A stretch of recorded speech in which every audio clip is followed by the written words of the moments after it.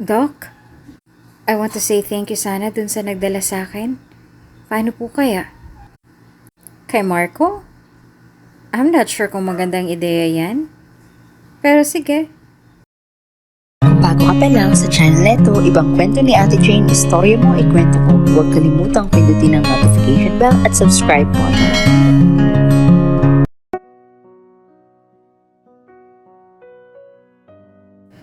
Ang ikalawang kabanata. Mataas na ang araw at mainit na ang pagtama nito sa balat. Nanatili si Kari na nakahiga at dilat lamang ang mga mata habang nakatulala sa kisame. Tumagilid siya at nilapat ng maigi ang kanyang mukha sa unan. Muli niyang iginala ang kanyang mga mata. Nasasaan na siya?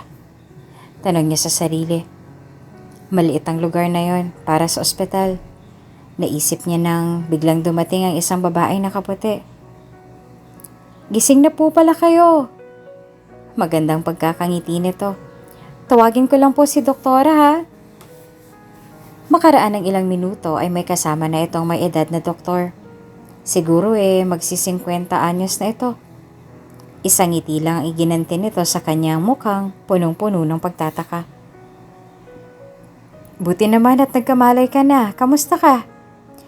Ilang araw kang nagdideliryo at mataas ang lagnat. Bati ng doktor. Magaling na bang mga sugat mo? Sunod na pagtatanong nito sabay hawak pa ng kanyang mga kamay upang tingnan. Nasaan po ako? Pagtatanong niya. I am Dr. Lau. Hinga ng malalim. Utos pa ng maedad na doktor habang inaayos ang stethoscope para mas marinig niyang maayos ang tibok ng puso ni Kari. Mukhang okay naman siya sa pakiramdam niya. Wala nang mataas na lagnat na nagparatay sa kanya ng matagal-tagal sa lugar na yon, na kaninang binabanggit lamang ng doktora sa kanya. Andito ka sa kliniko. Dito ka dinala ni Marco. Marco? Pagkunot pa ng noo niya. Siya yung nagdala sa'yo dito. At nasilayan ni Kari ang pagngiti pa nito sa kanya. Mabait yun. Kaya don't worry, wala kang babayaran sa bills at gamot. Magpagaling ka lang daw. Isang pilit na ngiti ang naiganti na lamang ni Kari towards her. Ang totoo, wala naman talaga siyang interes pa dito. Pero kahit sana magpapasalamat ay gusto niya sanang gawin. Ngunit hindi naman niya mawari paano makapagtanong ng tungkol sa lalaki. Kailan po ko pwedeng makauwi? Wala na sa loob na pagtatanong niya. Anytime today, kung kaya na ng katawan mo. Pero you have to take some medicine para sa sugat mo. But don't worry, I will give you everything that you need. At tumalikot na ito mula sa kinaroroonan ni Kari. Doc? Awat pa ni Kari sa doktor sa paglalakad palayo nito. I want to say thank you sana dun sa nagdala sa akin. Paano po kaya? Kay Marco? At napangiti pa ito na napatingin kay Kari. I'm not sure kung magandang ideya yan. Pero sige, I will give you his business card. At tuluyan na itong lumabas ng kwarto. Not a good idea. Saglit ay napaisip siya sa narinig mula dito. Ano pa bang mas magandang ideya sa magpapasalamat lang? Pagtataka pa niya. Matapos niyang matanggap ang business card, ay nilagay niya na ito sa kanyang wallet nang hindi tinitignan. Kailangan niya nang makaalis sa lugar na yon at balikan ang buhay na iniwanan niya. Ilang araw lang ang nakakalipas. Ang totoo, hindi niya pa alam kung ano nga ba talaga ang plano niya. Kung paano nga ba siya magsisimula. Wala siyang konkretong plano para dito. Noong palabas na siya ng clinic ay biglang tumunog ang cellphone niya. Nakita niya ang email galing sa company ng daddy niya. Your 5-year request to waive your rights to lead the company has come to an end. You are requested to report to your duties and obligations the next day. 5 years ago, hindi pa ready si Kari to lead the company for a very personal reason. Nakiusap siya na kung pwede, mabuhay muna siya ng kanya at hanapin ang sarili niya. Hayaan din siyang ma-experience maging ordinaryong tao. Dahil alam niya na lumaki siya na ang lahat ng bagay ay naririyan na sa kanya. She has the most convenient life at lahat ay hindi niya pinaghihirapan. Malaki ang obligasyon na nakaatang sa kanya once na tinanggap niya na iyon. She chose na sa 5 taon, i-survive niya ang buhay without asking from his father's help. Yun lang ang way para maging wise siya sa life at sa negosyo. Malaki ang business industry na hawak ng kanyang mga magulang at nag-iisa siyang anak. Hindi siya pwedeng magkamali in handling the business na sobrang pinaghirapan ng pamilya nila. Pero sa hindi niya inaasahan, ganito pala kasakit ang ma-experience niya. Ayaw ng daddy niya sa hinihiling niya na iyon. Kasi alam ng daddy niya na merong ibang mas mabigat na reason si Carrie, kaya gusto niyang ma-experience na mamuhay ng simple. Nang makilala niya si Jason, ay mas lalong nagalit ang kanyang daddy. Sa 5 taon mong mawawala dito, siguraduhin mong maayos kang haharap sa akin para tanggapin ko ang lalaking yan. Singhal pa ng daddy niya. Dad, mabait si Jay. Pangangatwiran pa niya. Well, let's see after 5 years. At sabay pagbaba pa ng telepono nito. Dati ay never siyang hinahayaan ng kanyang daddy kahit na wala siya sa mansyon. Nagugulat na lamang siyang may groceries na dumarating sa kanyang apartment. Ngunit nang nalaman niya ang existence ni Jason sa buhay niya, ay bigla na ring nawala ang mga maliliit na suporta ng ama. Hindi na rin ito laging tumatawag o di kaya ay lagi itong nagdadahilan na busy. Kapag naman dumadalaw siya sa mansyon, ay lagi naman itong nasa loob ng kwarto at ayaw man lang siyang harapin. Kapalit ni Jason ay ang kanyang ama. Mami, bakit naman ganun? Nagmahal lang naman ako. Bakit ang kapalit si Daddy? Pag-open niya ng sama ng loob sa ina. In time, maiintindihan mo din. But one thing I want you to promise me. At napabuntong hininga pa ang mami niya. Don't ever get pregnant. Hindi ka pwedeng mabuntis hanggang sa oras na tinanggap na siya ng daddy mo. Ma! Simpleng pagtutol pa ni Carrie. You have to reconsider, anak. Pagpapaalala ng mami niya. You are the only heir of this family. So protect yourself. Until such time na makakabalik ka na. Hinayaan na lang siya ng daddy at ng mami niya. Kasi alam ng mag-asawa that she will learn her lesson the soonest. At tumunog ulit ang kanyang phone. Tumungo siya sa messages at tila parang tumalo ng puso niya sa pangalan na nakita niya na nag-register sa screen. Si Jason. She expected too much and honestly she jumped to the conclusion na pagsisisi ang laman ng message na yon. Pero to her surprise, nagkamali siya. I will get all my things there this afternoon. Isang kurot ang muli niyang naramdaman mula rito. Mahal niya si Jason. At kahit alam niyang hirap na siya at nalubog pa siya sa utang nang dahil sa pangarap ng lalaki, ay iginapang niya. Bakit hindi? Gusto niyang iharap ang lalaki sa pamilya niya na may kayang patunayan. She has a bigger picture sa future nila na magkasama. Lahat ng plano nila sa businesses ay gagawin niyang posible once she comes back. Need lang nilang maghintay. Need lang nilang magtiyaga. Malaki ang kumpanya ng pamilya at paosbong pa lang ang kay Jason. Malaki ang maitutulong ng koneksyon nila para dito. Pero hindi na ngayon.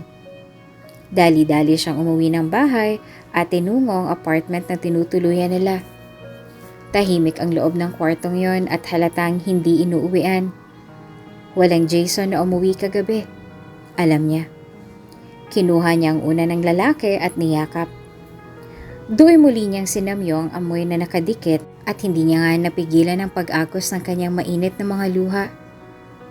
Sa pakiramdam niya ay para ba siyang mababaliw sa nangyari. Ilang araw na bang tapos ang Valentine's Day? Pero hanggang ngayon ay hindi pa din siya makamove on. Matagal-tagal na rin silang nagsasama ng lalaki na para bang mag-asawa na talaga. Anak na lang talaga ang kulang.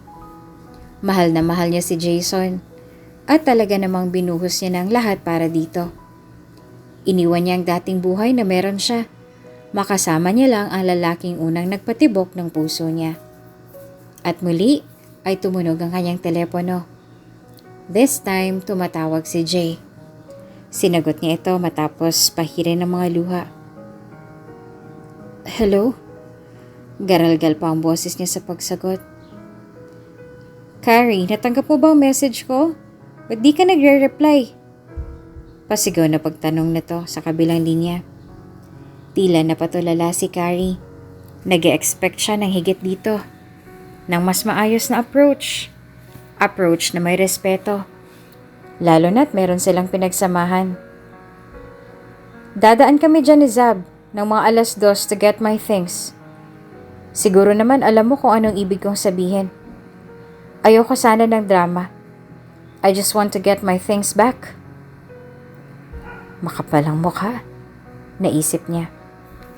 Walang salitang namutawi kay Carrie.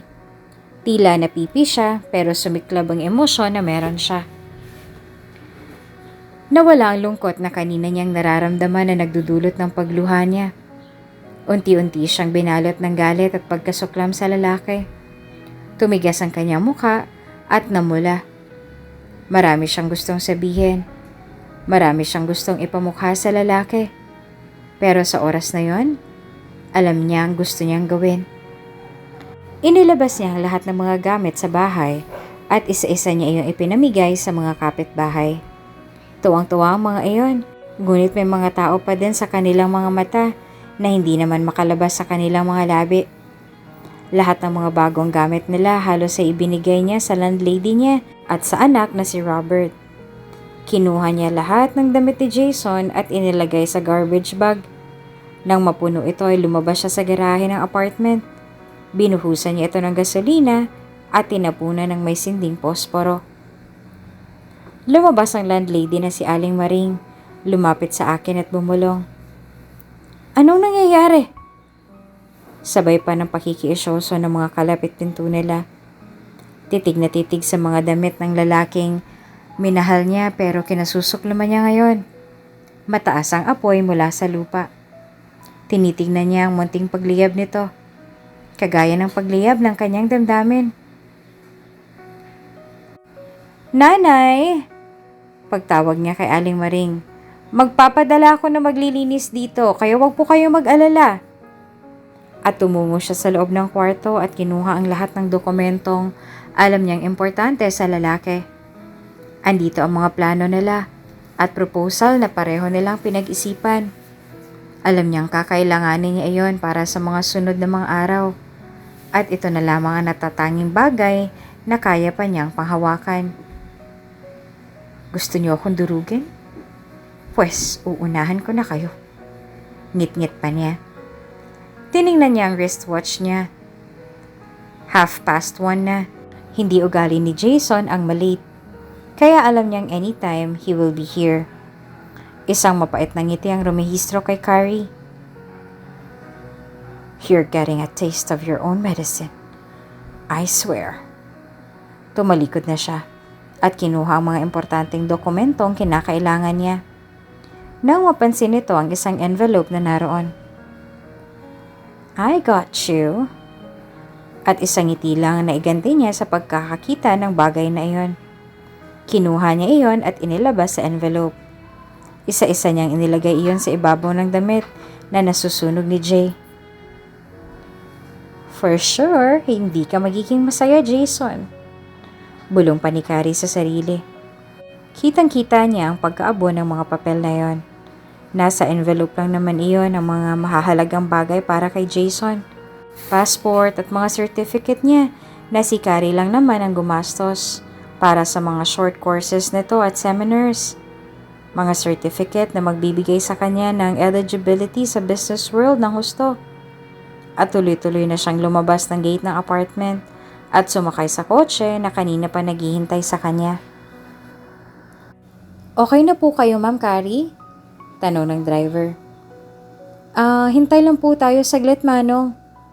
At tumingin pa siya sa wristwatch nitong muli. At hindi nga siya nagkamali.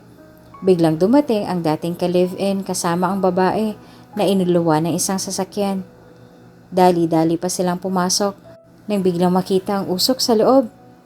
Nasilayan niyang pagmamadali ng dalawa sa pagpasok sa apartment. Alam ni Carrie, napakahalaga ng mga dokumentong hawak-hawak niya at ang mga dokumentong pinagsusunog niya.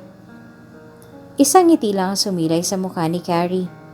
Lumabas ang dalawa muli at tumingin pa kaliwa at pakanan sa pagbabakasakaling mahabol pa nila si Carrie. Kunot ang noon nito at kitang-kita niya ang pagkadismaya sa mukha ni Jay. Napaupo pa ito sa gate ng paupahan ng hinang-hina habang inaalo naman ng babae si Zab. Inilapat na ni Carrie ang kanyang likod sa car seat nang makita ang dalawa sa pinaka nakakatawa nitong mga itsura. Manong, uwi na po tayo sa mansyon. Utos pa niya sa driver. Simula pa lang yan, Jason. Bulong ni Carrie sa sarili. Nagsisimula pa lang ako. At umandar na ang kotse palayo sa lugar. At dito nagtatapos ang ating kabanata. Anong klaseng paghihiganti kaya ang gagawin ni Carrie? Abangan sa susunod na kabanata. Kung bago ka pa lang sa channel neto, ibang kwento ni Ate Jane, istorya mo, ikwento ko. Huwag kalimutang pindutin ang notification bell at subscribe button.